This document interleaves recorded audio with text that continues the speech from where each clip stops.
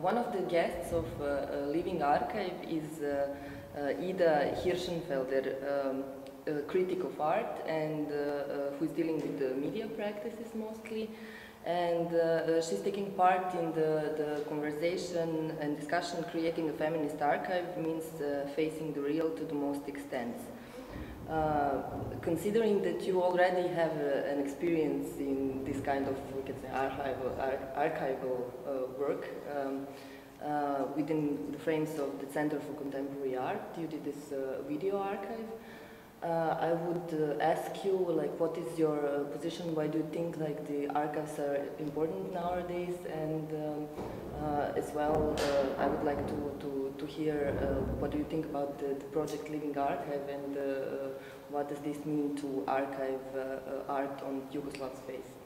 Well, these are many questions, so maybe we'll start just with very pragmatic, the CV point of this. I've been affiliated with SCCA Center for Contemporary Art, Ljubljana, since 2007, mainly working on the project Devastation, that means digital video archive, and predominantly we would deal with video art, being it artworks, art documentation of events, or art resources, either video, sound, or textual based. And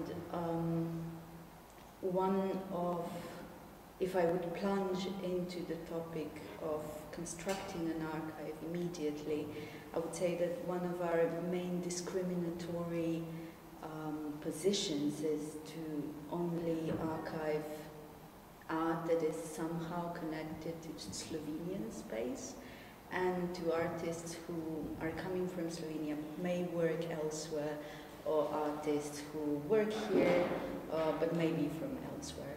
So it's kind of a broader idea of the national criterion. And this criterion of discrimination, I think it's really important to understand that this is not only a pragmatic decision, because we cannot possibly document everything, but it is also a positive criteria explicitly when we speak about feminist art. For example, it's the criterion that enables us to speak from a certain perspective.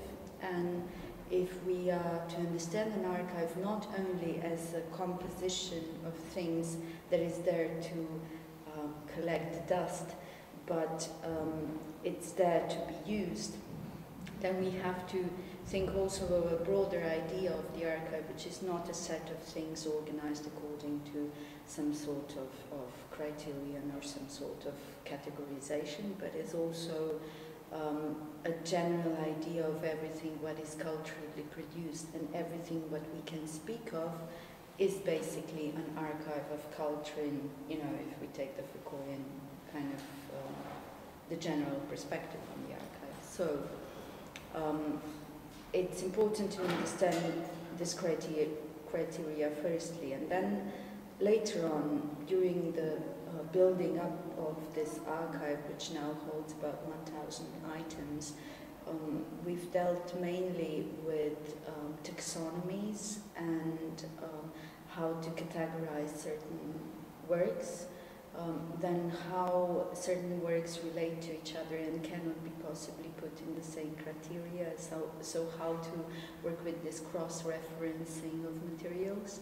And then we also dealt a lot with the master copies and the original, and what does it actually mean to be a digital archive nowadays, but also dealing with the master copies. So in that kind of sense, we do not understand digital archive as something that is put online. This is far from it. Online is only a reflective mirror, a public, accessible information set to the archive. The archive itself is still physical in the sense that it's stored in the high resolution on the mainframe of the archive, which enable us better viewing, because online we cannot possibly, if we are kind of, in a sense, a little bit reserved or traditional about understanding what art is and how it's distributed, then we must protect the artist's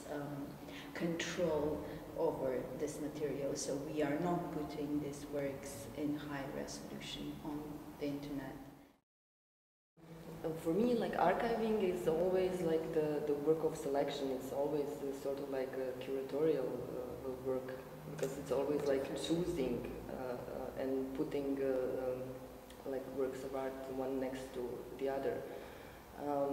So it's always like some sort of like politics appearing from this practice of archiving.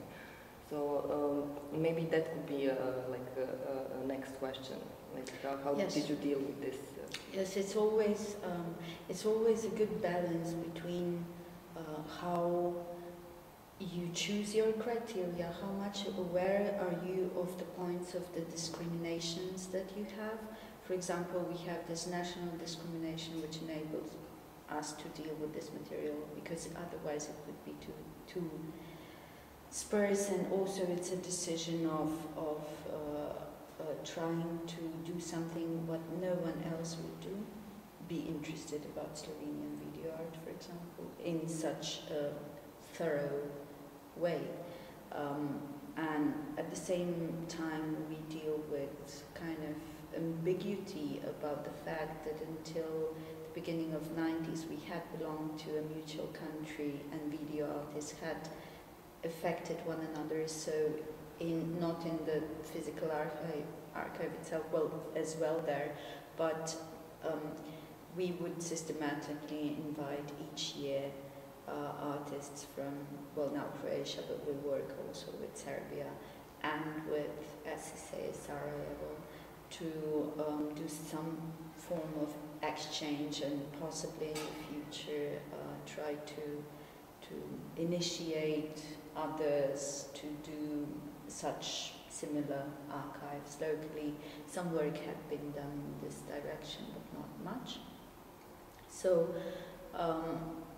the other point is that to keep some sort of demand of the quality, one has to have cleared out the criterion upon which one invites a certain artist to participate in the archive. We have a very horizontal way of selection, so if artist is ready, then we would include every and each of the work, except of maybe some media coverage or some other documentation as such, for which we do not have direct rights of publishing. But if artists directly would enable us to publish that online or to have it in the physical archive, in the material archive, we would use it as a reference point, even though if artists themselves or we would recognize some of the works being very, very poor in quality, or just kind of sketches for some other works. Nevertheless, I think that if we are to document the work process, sometimes it's necessary also to preserve the non-finished work. And that brings us that this amounts to a very sparse material, and how to deal with so much material. So you have to have a kind of a minimum level of discrimination, even if you are very horizontal. So you wouldn't invite artists who you recognize that they're not seriously dealing with the media language and such stuff. But then I would say for some, we have a couple of artists in the archive who deal specifically with feminist topics. What we would give, not really, I wouldn't say not consciously, but not explicitly, but one could easily, very easily navigate through tools and find feminist art and art connected to women topics, just going simply to the keywords, taggings, and you find a whole list of things that are connected to that. So it's not far from any point of interest, specific interest that you would have from like the general accessibility of all materials to the specific accessibility of certain topics. And we would also prepare curated programs to navigate people through the archive, and specifically we're very happy that some of the very quality feminist artists had included their works in our archive as well. Not all, I must say. I will not go specifically in names, but we do not cover everything. You know, we're not a national institution, but rather an NGO. That means that on the national level, no one else deals with that, and that's kind of problematic. And as we know, also for feminist art, no one deals with that on the national level, let alone financing it or something. So, but we have like Evelyn Stermitz, who had been a guest, I think 2 years ago at the Red Dawns Festival. She constructs or builds ArtFem TV, artfem.tv, and she has a collection of international network of feminist art, very qualitative works.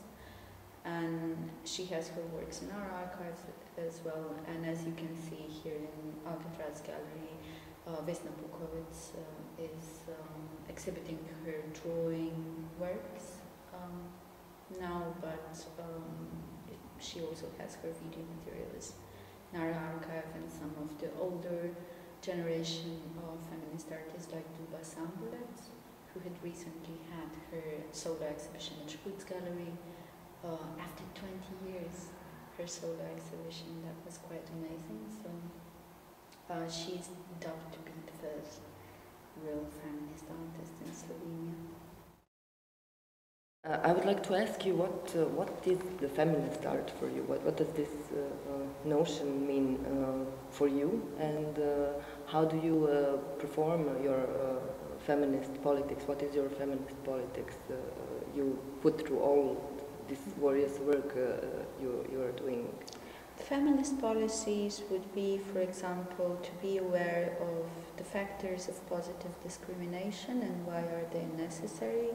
If you as a woman would be in position or in power to be able to suggest more women to certain selection, of course according to quality, but also according to the fact that a lot of men would associate easily with I wouldn't say male art, just men who are producing because they hang out with them, so they would suggest them for certain selections. And it's important for women and men to be aware of these positive discriminatory tools, which in the long run will enable better quality of both male and female producers of art.